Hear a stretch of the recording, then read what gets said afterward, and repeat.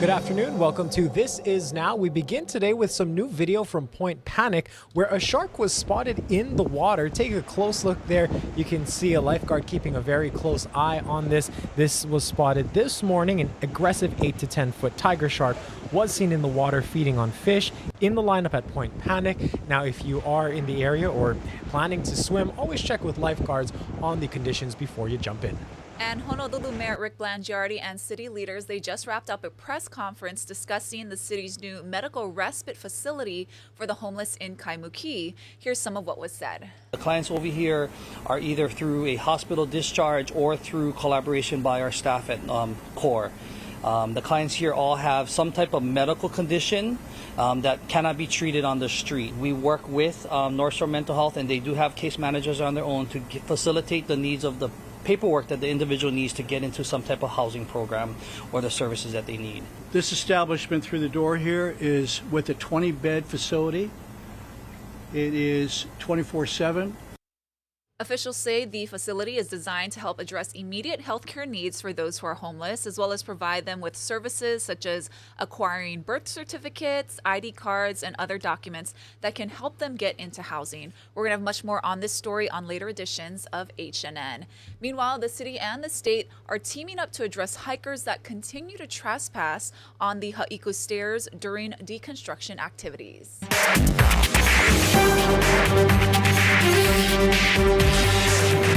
Because of trespassing, officials will close the entire Moanalua section of the Honolulu Watershed State Forest Reserve, as well as the city's Moanalua Valley Neighborhood Park. There will also be an increased presence of law enforcement. A joint press conference is going to be held at 12:30 today, right after This Is Now, and we'll have the latest updates on air and online. A man accused of trying to rape a woman at Diamond Head Beach last week was supposed to be undergoing mental health treatment. That's what a judge ordered after he was convicted of misdemeanor sex assault just last week. Eddie Dowd has more. So what's going to happen next? Like, it's an escalation. This is like a wild dog. Okay, the wild dog keeps biting people. When are we going to lock it up so it doesn't bite people? CC Sheffield is still recovering from the attack on Diamond Head Beach. The suspect, Kehonu Sturm, is charged with first-degree attempted sex assault and robbery. The 25-year-old was also caught on camera in Pearl City in April after sexually assaulting an elderly woman who was walking. He was sentenced to probation and was ordered to get a mental examination and treatment. We've also learned that 3 years ago, Sturm tried to break into a home in Waialua. He came onto the property at 2 o'clock in the morning, naked. What he tried to do was to break in my little girl's bedroom window. The father, who asked to remain anonymous, says he pinned Sturm before he reached his daughter. He says Sturm was only charged with trespassing. He was too well prepared. I came to find out that that's what these perpetrators do. They grease up their hands and their body to eliminate fingerprints. I wanted him to be charged with something of a sexual nature. Former Deputy Prosecutor Victor Baque says authorities can only do so much. If they didn't have enough evidence, then that's why they didn't charge him. He has a right to bail in this case. However, the prosecutors will argue his past conduct when combined with the new conduct as grounds to keep him in on this case. But victims believe authorities should do more to prevent potential predators from acting out instead of reacting once it happens. He's not going to stop. He obviously hasn't stopped. They don't have a crystal ball to say, well, geez, this guy's doing this, so now we think he's going to do something else. That would be completely improper. CC Sheffield says she will be testifying to a grand jury on Friday. She says prosecutors told her Sturm could face 20 years for the felony. Eddie Dowd, Hawaii News Now. Accused crime boss Mike Miskey has been acquitted of trying to murder a former associate. A federal judge dismissed 2 charges against Miskey related to a 2017 attack on Lindsay Kinney at Kualoa Ranch after he allegedly turned down Miskey's request to kill Jonathan Frazier in 2016. Miskey still faces 16 other charges. The federal racketeering trial resumes today, with the defense expected to begin its case. A sexual harassment and retaliation lawsuit is targeting some of the highest-ranking officials in the Department of Law Enforcement. Current Deputy Director William Oku Jr. is accused of making lewd comments about female coworkers and exposing himself on duty in 2022. First Deputy Sheriff Lanikoa Dobrowolski filed the civil lawsuit on Tuesday, which also accuses current DLE Director Jordan Lowe of ignoring Oku's behavior and complaints about it. Dobrowolski says because he expressed concern, supervisors retaliated, hindering pay raises and promotions. The DLE and Attorney General's office both declined requests for comment. It's a bittersweet day in Newtown, Connecticut, where the high school class of 2024 is graduating without the class members it lost when a gunman opened fire at their school in 2012. About 60 of Newtown High School's 330 graduating seniors attended Sandy Hook Elementary School the day 20 first graders and 6 educators were killed in the deadly school shooting. Today, they'll honor their fallen classmates during their commencement ceremony. There is a whole chunk of our class missing, and so going into graduation we all have very mixed emotions, trying to be excited for ourselves and this accomplishment that we've worked so hard for, but also those who aren't able to share it with us who should have been able to. The attack has turned many of the surviving students into advocates against gun violence. Just last week, several met with Vice President Kamala Harris at the White House. Today also marks 8 years since a gunman walked into an Orlando nightclub and opened fire. 49 people were killed on Latin Night at Pulse, a popular gay club. It is the deadliest attack on the LGBTQ community and one of the worst mass shootings in America. The city of Orlando holds an event every year to honor the victims, their families, survivors, and first responders. It starts with ringing 49 bells to remember the number of lives lost.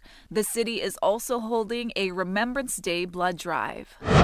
Oklahoma's top court has spoken on reparations for survivors of the 1921 Tulsa Race Massacre, and that answer is no. 3 survivors filed the lawsuit back in 2020.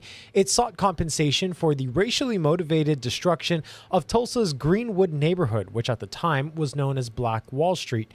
A district court previously dismissed the lawsuit, saying being connected to a historical event does not provide a person with unlimited rights to seek compensation. Oklahoma's Supreme Court agreed with that decision, but provided additional reasoning. The court said even though the plaintiff's grievances are legitimate, they do not fall within the scope of the state's public nuisance statute. The plaintiffs argued that the law provides a right to reparations. They also said the city of Tulsa makes money promoting the site as a tourist attraction, but does not provide any benefit to the community. House Republicans are pushing forward with their plan to hold Attorney General Merrick Garland in contempt of Congress for refusing to hand over audio recordings of President Biden's interview with a special prosecutor related to the handling of classified documents. CBS's Skylar Henry has more from Capitol Hill. The yeas are 216, the nays are 207. The resolution is adopted. The House has voted to hold Attorney General Merrick Garland in contempt of Congress, making him the 3rd AG in U.S. history to face the charge. The House GOP wants the audio recordings from President Biden's interviews with Special Counsel Robert Hur about his handling of classified documents when he left the vice presidency. The White House released a transcript of those conversations, but Biden asserted executive privilege to block House committees from obtaining the audio, saying Republicans only wanted the files for political purposes. We know we're entitled to all the evidence, and that includes the best evidence, which is this audio tape. The House vote will now go to the Justice Department as a referral. The Senate doesn't have to approve a resolution, and the DOJ will weigh whether to pursue a case. We have to defend the Constitution. We have to defend the authority of Congress. We can't allow the Department of Justice, an executive branch agency, to hide information from Congress. Democrats are accusing Republicans of only looking to make former President Donald Trump happy. This is all just an effort to satisfy the former president who has asked them to do something, to do anything, to distract from his own legal issues. Special counsel Hur, a Republican U.S. attorney appointed by Trump, laid out a report in February describing his interviews with Biden as a, quote, well-meaning elderly man with a poor memory. But Hur determined that no criminal charges were warranted for Biden's handling of those documents. Scott Henry, CBS News, Capitol Hill. Some sad news to report now in the world of sports. Jerry West, the Hall of Fame basketball player and executive whose silhouette is said to have been the model for the NBA logo, has died at the age of 86. CBS Sports NFL Today host and CBS special correspondent James Brown looks back at this basketball icon. Jerry West was a 14-time All-Star, part of the Los Angeles Lakers squads that went to 9 NBA Finals, including winning it all in 1972. He was named Finals MVP in 1969, despite losing the series, the only player to have ever earned that distinction. West went on to become the general manager of the Lakers, helping build the Showtime dynasty and winning 8 NBA championships. Later, he worked as an executive for the Memphis Grizzlies, the Golden State Warriors, and the Los Angeles Clippers. In 2019, he received the Presidential Medal of Freedom from then-President Donald Trump. I was a dreamer. My family didn't have much, but we have a clear view of the Appalachian Mountains, and I'd sit alone on our front porch and wonder, if I ever make it to the top of that mountain, what will I see on the other side? Well, I did make it to the other side, and my dreams have come true. Reaction is pouring in. LeBron James expressed his condolences, tweeting, "My mentor, my friend, hopefully I continue to make you proud. You're already missed." West, whose statue is displayed outside the Crypto.com arena in L.A., is also notable for being the inspiration for the NBA's logo. The league has never officially confirmed he was the model, but never disputed it either. James Brown, CBS News. A note for this next story: it may be difficult for some viewers to watch. Authorities say 6 passengers were on the bus at the time of the incident, with 3 suffering injuries. Transit officials are commending the bus driver for his exemplary response and composure in keeping all of the passengers safe. Now, the deer sadly did die as a result of its injuries and was removed by the Department of Environmental Management. Meanwhile, a national animal rights organization says Hawaii has some of the weakest laws against cockfighting in the nation. Animal Wellness Action says Hawaii, along with Alabama, Kentucky, Tennessee, Mississippi, and Idaho, are the states that have misdemeanor penalties for cockfighting. This year, a House bill died in the legislature, which would have elevated cockfighting to a Class C felony. Its opponents said it's their right to raise chickens and adds that it supports small businesses. They also argue that their love of their birds is part of their lifestyle and culture. I think it's an insult for people to say it's a cultural practice. This is not something that your average Filipino person of Filipino descent thinks is part of their culture. If you engage in this barbarism of staged animal fighting, but lawmakers were too timid. They buckled because people claimed that they were not cockfighters, but they just had chickens. Meanwhile, U.S. senators have introduced the FIGHT Act to crack down on cockfighting by banning simulcasting and gambling on animal fighting ventures. It also bans the shipment of mature roosters through the U.S. mail. The Festival of Pacific Arts and Culture is drawing much larger crowds than expected as visitors continue to celebrate cultures from around the Pacific. But that good news also comes with some concern as the state is seeing a rise in COVID cases. Our Casey Lund was on Sunrise this morning and shared some of the preventative measures being taken. Not discouraging people from coming because those rise in COVID cases aren't too dramatic right now. We do want to share what's being done to make sure that everybody's safe. Though first, as you mentioned, to the good news, those wonderful numbers that the festival organizers are very, very happy about. We caught up with Governor Josh Green yesterday.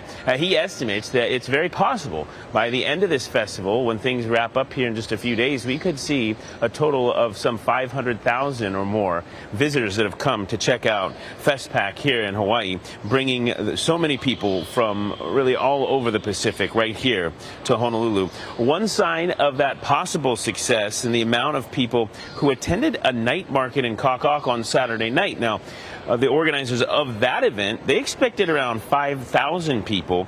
They got more than 35,000 who attended. And so you have to imagine that some of that is people that are here in town for FestPac. But this does come as the state is seeing more COVID cases. The 7-day average case count from the DOH's COVID dashboard, as I checked this morning, is 144. Again, that's the 7-day average, a 38 case increase week to week. That's a spike that the governor says is relatively small, but certainly demands some action.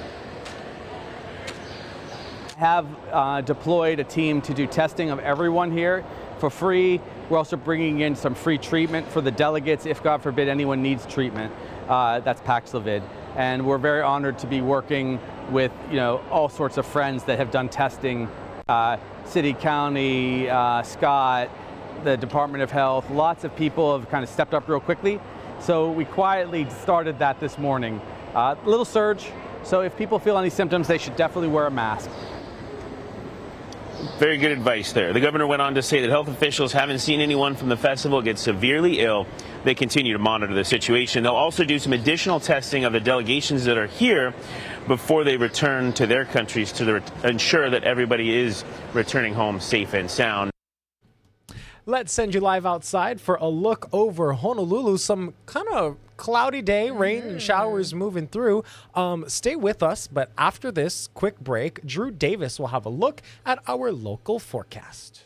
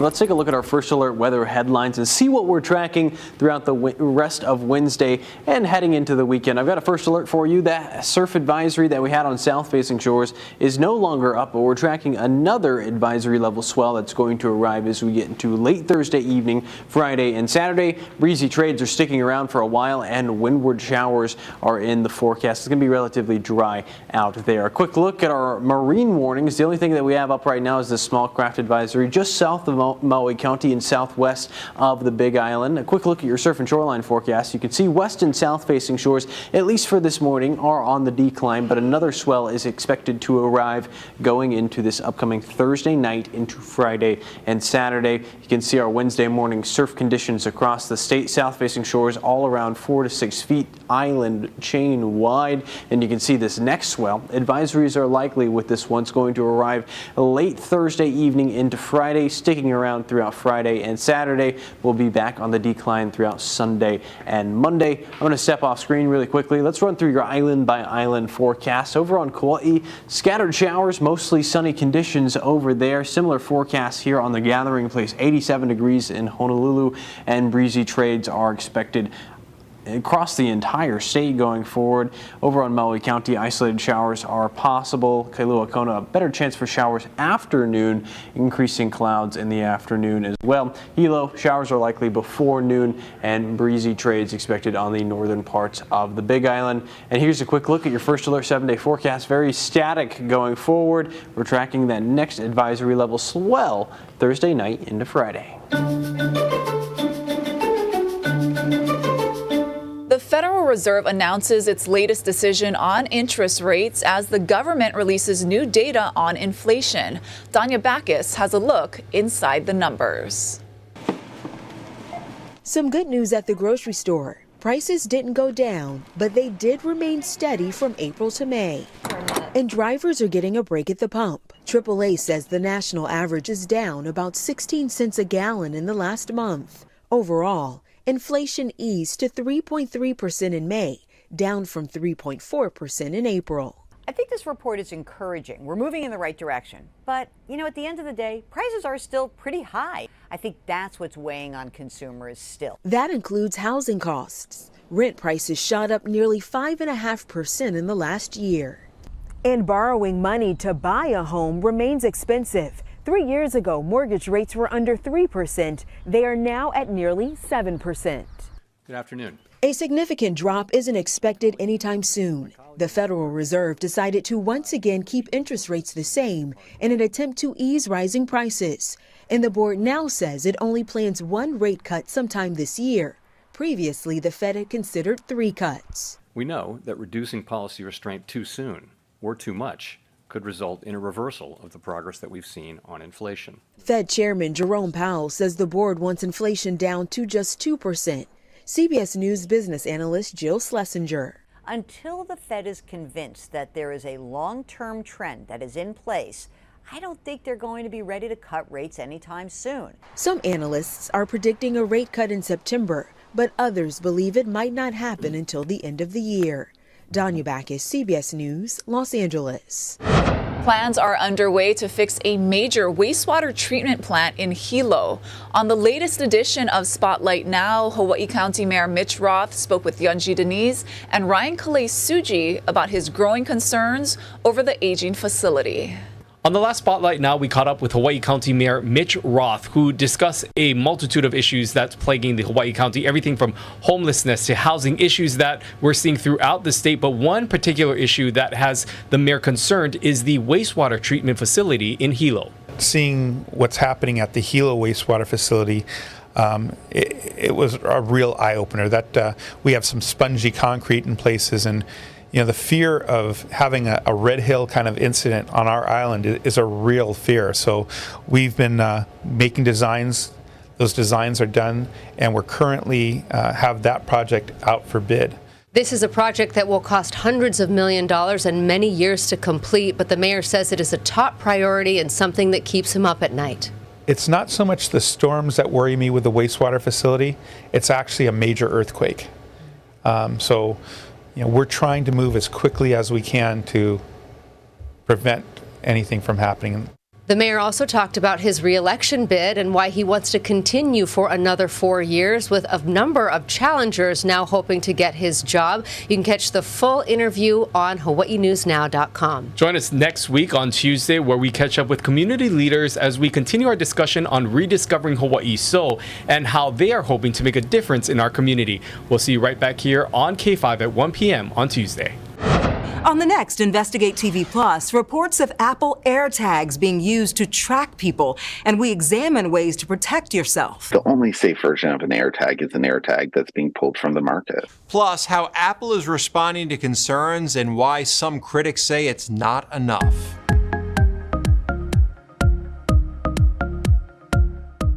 Today's Good News Now story takes us all the way to Hanover, Virginia, where a longtime bus driver is finally closing the door on this chapter of her life. Rob Codwell has her story. I was there to see this lovely lady get up from the driver's seat of a bus, open the door, and step out for the last time. And this is a story I love to tell. Come in. Come on, Chase. Come on. My name is Mary Beasley. And y'all get back on the bus. Come on. I live in Mechanicsville now, but I'm from Richmond. Because I first met Mrs. Beasley in this Building Better Minds report in 2017. Back then, she'd been a bus driver for nearly 45 years. She drove for so long for one reason. I love the kids. I have to get after them sometimes. It's called tough love. I'll ask your mama, do you know, or grandpa. How about that? I stop the bus, put the brake on. When I stop in the middle of subdivision, put their brake on, they know they're in trouble. Why be a bus driver for so long? Well, I felt like I looked as good as the rest of them. I don't know. I'm just kidding. But I felt good. And as long as I felt good and knew that as long as I could handle my bus, and it keeps your brain working. She's irreplaceable. She's an amazing driver and even more of an amazing person. She truly is amazing. Thanks for watching, everyone.